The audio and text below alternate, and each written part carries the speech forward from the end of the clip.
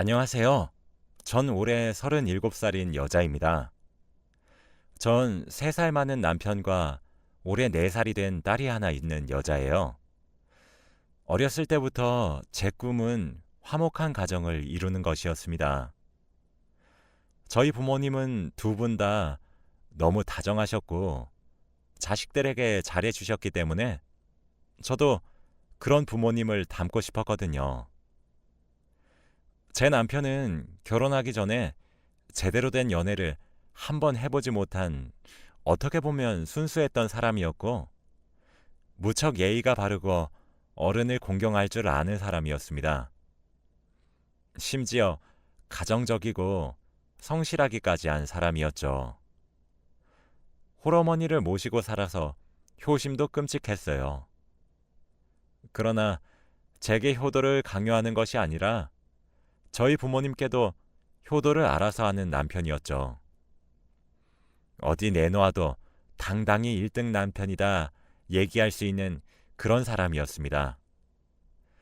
저를 위해 요리법을 공부해서 음식을 만들어 주기도 했고, 함께 영화를 보면서 비슷한 부분에서 감동을 받고 함께 눈물을 흘릴 줄 아는 사람이라 좋았고, 좋으면 좋다, 싫으면 싫다, 확실하게 자기 감정을 표현할 줄 아는 사람이라 솔직해 보였어요.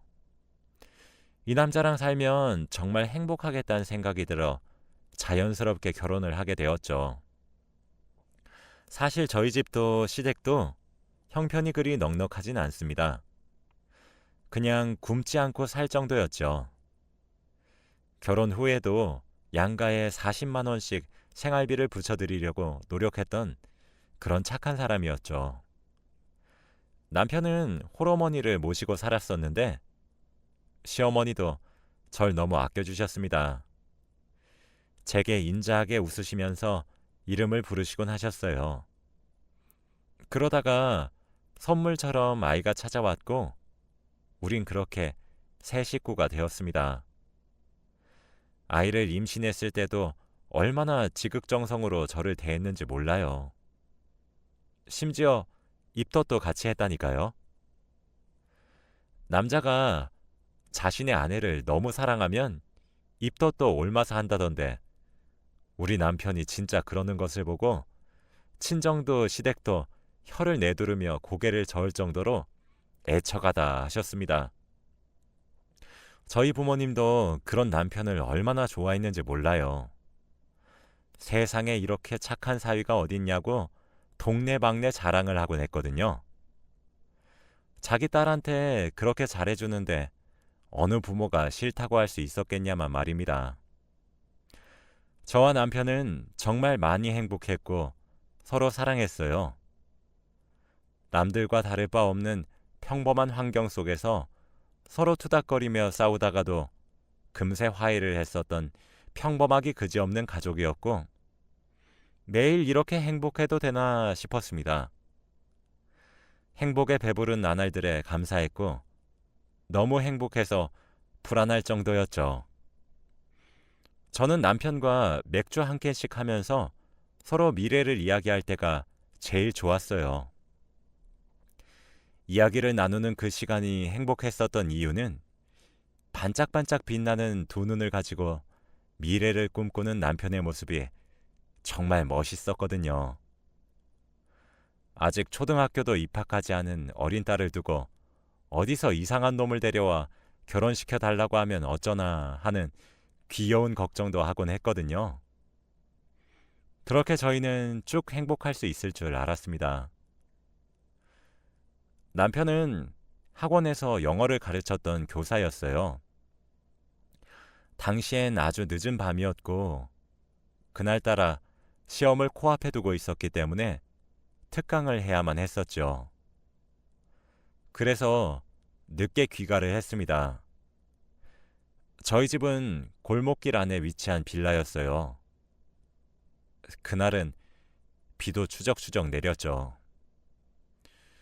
늦은 시간 CCTV 없는 골목길 등 조건이 맞아서였던 걸까요?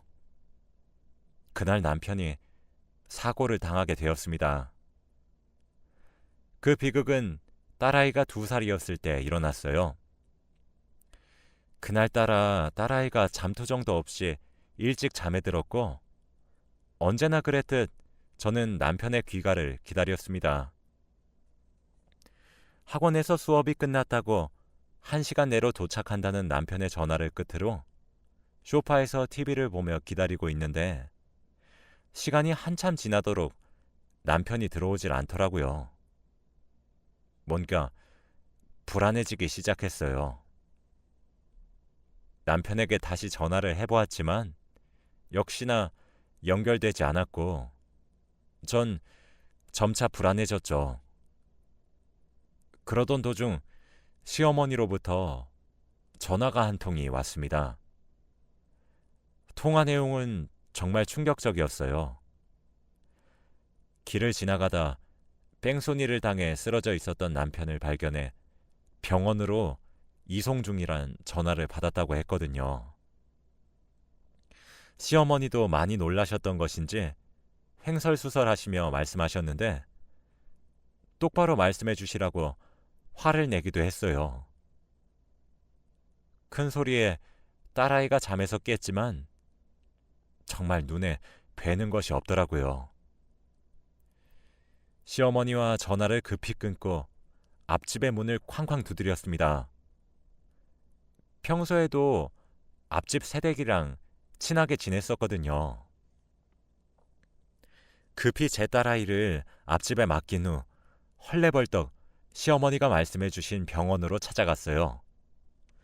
남편은 흙탕물에 얼굴이며 옷이며 다 젖은 채로 있었고 정신을 잃어 있었죠. 그 몰골로 응급실 침대에 누워있는 모습을 보니 정말 억장이 무너지는 듯 했습니다. 보호자 사인과 동시에 남편은 수술실로 들어가게 되었어요. 목격자인 사람을 붙잡고 물어보니 골목길 근처에 남편이 쓰러져 있었다고 하더군요. 근처에는 자동차의 파편 조각으로 보이는 유리들이 굴러다니고 있었다고 아무래도 뺑소니를 당한 것처럼 보인다는 말이었습니다. 수술 시간은 처음 안내받았던 시간보다 배로 더 걸리기 시작했어요. 점차 불안해졌습니다. 이대로 우리 남편을 잃으면 어쩌나 걱정이 휘몰아쳤죠. 평소 눈물이 많았던 저였지만 전 울지 않았어요.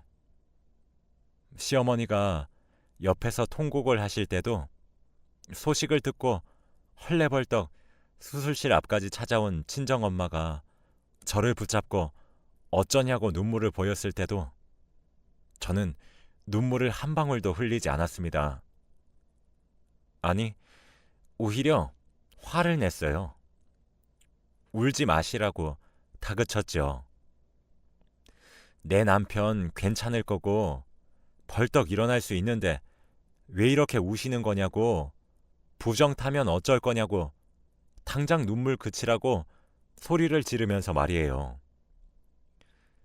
원래 그 시간이었으면 일찍 잠든 딸을 기특해하며 오붓하게 부부끼리의 시간을 가지면서 함께 드라마도 보고 야식도 먹고 했을 텐데 눈앞에 펼쳐진 모든 상황들이 믿기지가 않는다고 해야 하나? 저는 정말 얼떨떨했습니다. 시어머니의 눈물을 보는데 미친 듯이 현실 감각이 돌아오는 것만 같아서 제발 울지 마시라 부탁드렸어요. 병원에선 방치된 시간이 길었고 후유증은 장담할 수 없다고 했습니다. 이미 다리는 손 쓸 수가 없어 오른쪽 다리는 허벅지 밑으로 절단해야 했죠. 게다가 뇌출혈까지 있었고 조금만 늦었으면 바로 사망했을 수 있었지만 사실 지금도 일어날 수 있을 거란 보장이 없다고 최선을 다했다고 하시더군요. 오늘 아침에도 출근하고 오겠다고 제게 입을 맞춰주고 딸을 사랑스럽게 쳐다봐 주었던 남편의 상태는 오늘이 고비라는 말에 전 그제서야 무너졌습니다. 믿지 않았어요.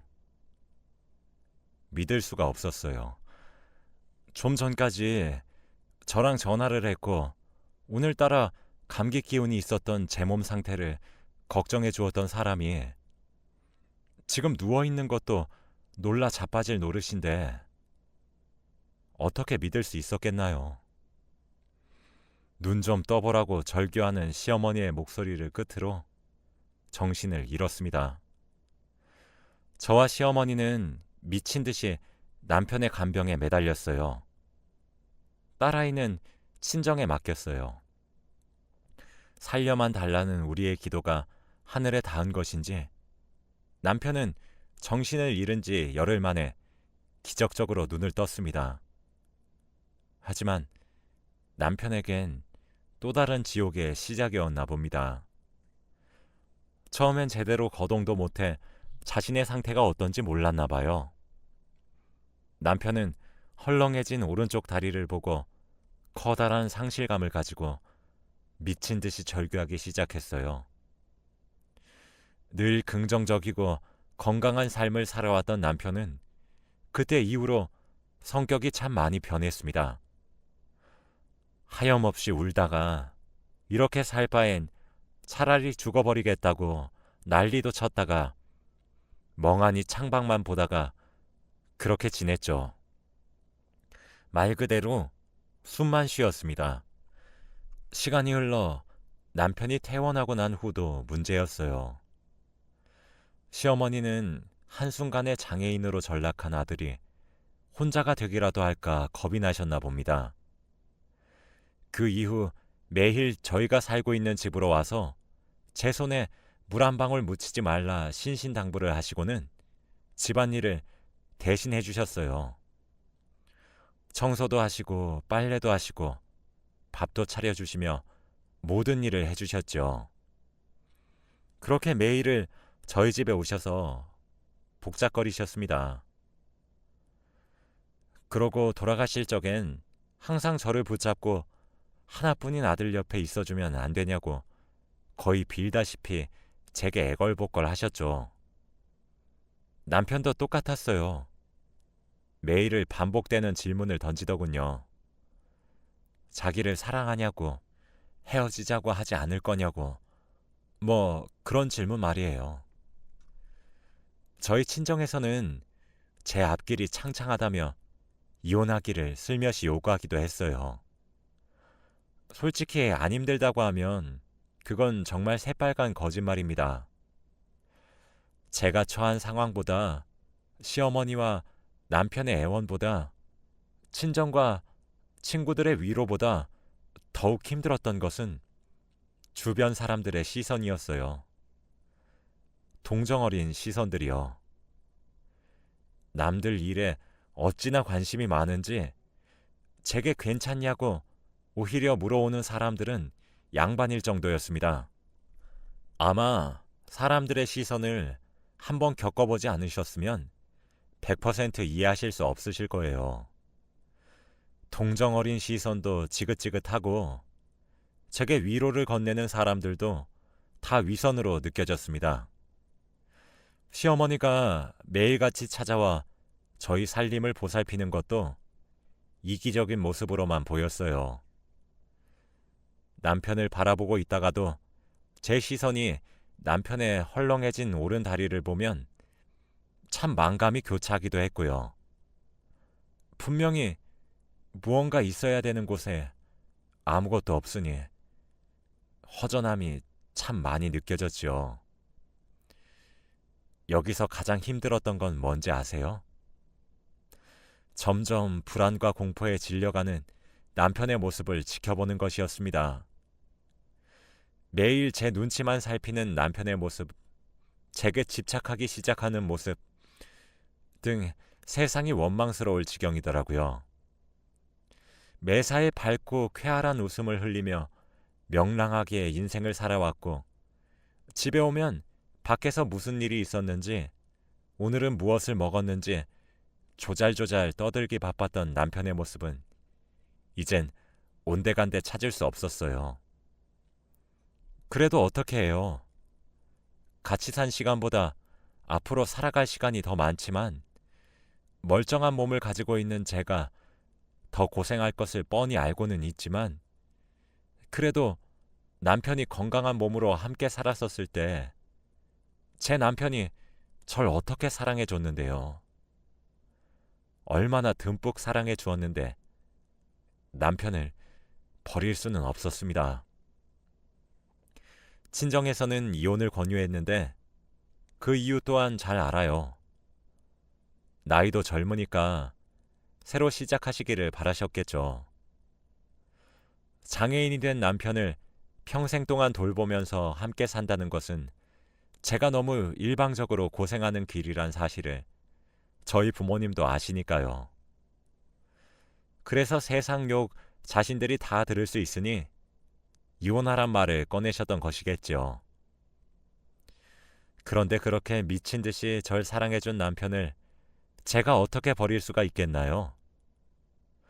사실 도망치고 싶었던 적도 정말 많았고 욕을 얻어 처먹는 한이 있어도 눈 딱 감고 이혼할까 고민도 했습니다. 이기적이라고 욕을 먹어도 할 말은 없는데 저를 위해서, 딸아이를 위해서 그런 생각을 안 해보지는 않았어요.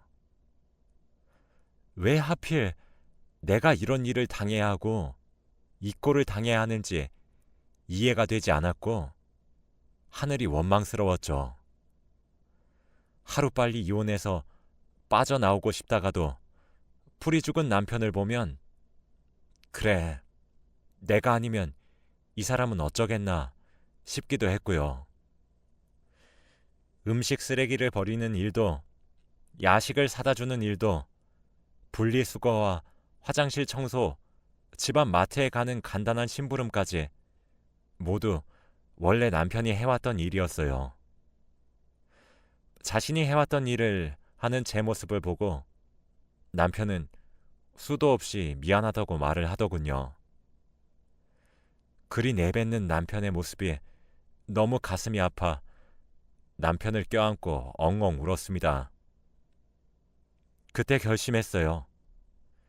흔들리지 말고 내 남편, 내가 지키자는 결심을 말이에요.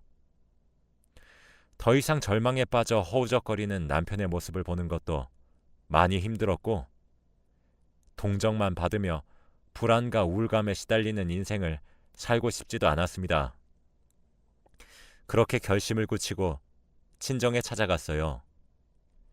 이혼할 생각도 없고 나랑 우리 남편 좀 도와달라고 말이죠. 친정에선 절 뜯어 말렸지만 제가 강행했어요.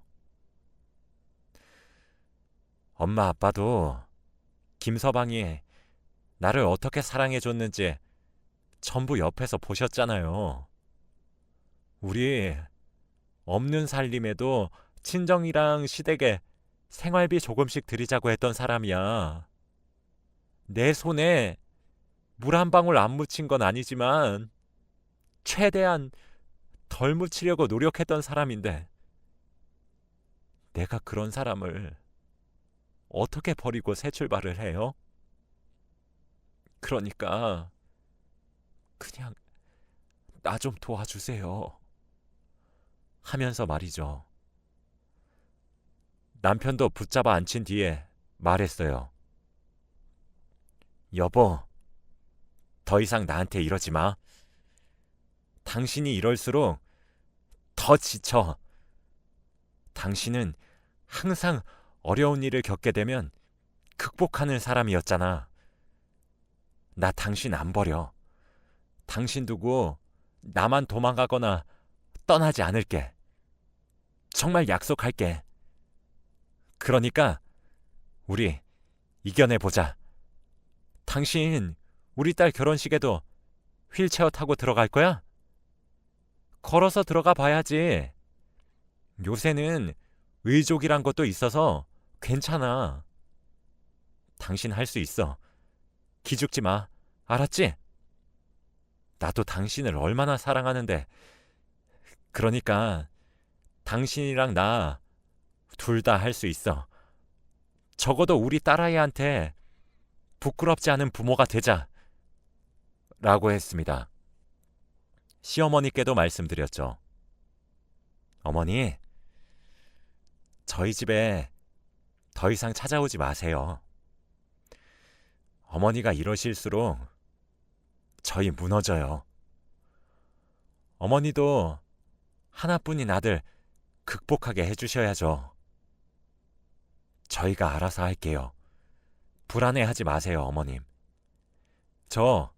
우리 남편 버리지 않아요. 죽을 때까지 끼고 살 거니까 너무 슬퍼 마세요. 하면서 어머님의 손을 꼭 잡아드렸습니다. 어머님이 구슬같이 눈물을 퐁퐁 흘리면서 고맙다, 고맙다 하시며 흐느끼셨죠. 그때부터 남편은 재활치료에 진심으로 임하기 시작했어요. 남편은 초반까진 그래도 제게 집착하는 것과 불안함, 이런 부정적인 감정들을 버리지 못했는데 제가 꾸준히 옆에서 지지해주며 응원하니까 부쩍 밝아지기 시작하더라고요. 점차 재활에도 열심히 임하기 시작했고 원래 영어를 가르쳤었던 직업을 가졌던 사람이라 재택근무도 하기 시작했습니다. 요즘엔 세상이 좋아져서 화상 영어 같은 것도 있더라고요. 남편은 수시로 재활치료에 임하면서 화상 영어로 돈을 벌기 시작했죠. 사실 수입은 턱없이 적었습니다. 하지만 점점 활력을 되찾는 남편을 보니 저도 행복해졌어요. 처음엔 시선이 주는 압박에 저도 정신과를 다니며 신경안정제를 처방을 받아 복용했으나 시간이 지나니 그 시선에도 익숙해지더군요. 역시 사람은 적응의 동물이라고 한다더니 사실 늦은 밤 CCTV도 없었던 골목길에서 뺑소니를 당했던 터라 눈앞이 막막했었는데 골목길에 뺑소니 목격자를 찾는다는 현수막을 걸었더니 목격자도 찾아냈고 골목길 사고 현장 근처에 주차하고 있었던 자동차의 블랙박스를 받아내 뺑소니 범인도 잡을 수 있었습니다. 그 사람은 뺑소니에 음주운전까지 한 파렴치한 인간이었죠. 그 사람으로 인해 저희 집안은 풍비박산이 났는데 말이죠. 눈물로 범벅된 제 얼굴을 보고는 그저 죄송하단 말밖에 하질 못하더군요. 보험 처리도 받았고 보상금도 받아서 남편의 병원비에 커다란 부담을 느끼진 못했습니다. 오늘은 남편이 꼭 뺑소니 사고를 당한 지 2년째가 되는 날이에요. 이제 남편은 의족도 곧잘 차고 다니고 있고 아는 지인분이 운영하고 계시는 학원에 영어와 국어를 가르치며 일상생활에 거의 완벽하게 복귀하고 있습니다. 며칠 전에는 글쎄 우리 딸아이가 병원에서 데일밴드에 관해 배웠나 보더라고요. 다쳐서 아야하면 병원에 간다, 소독약을 발라준다, 아프면 약을 바른다, 이런 것들을 놀이를 통해서 배웠나 봐요. 남편이 소파에 잠시 누워 있었는데 살금살금 다가가서 남편의 오른쪽 허벅지에 분홍색 토끼가 그려진 데일밴드를 붙이고는 호호 불어주는데 얼마나 예뻤는지 몰라요. 남편도 자다 깨서 울컥한 표정으로 딸아이를 바라보고요. 요즘에도 남편은 잠에 들기 전 제게 미안하고 고맙단 인사를 꼭 해주고 잠에 들어요. 사실 미안할 일은 없는데 말이죠.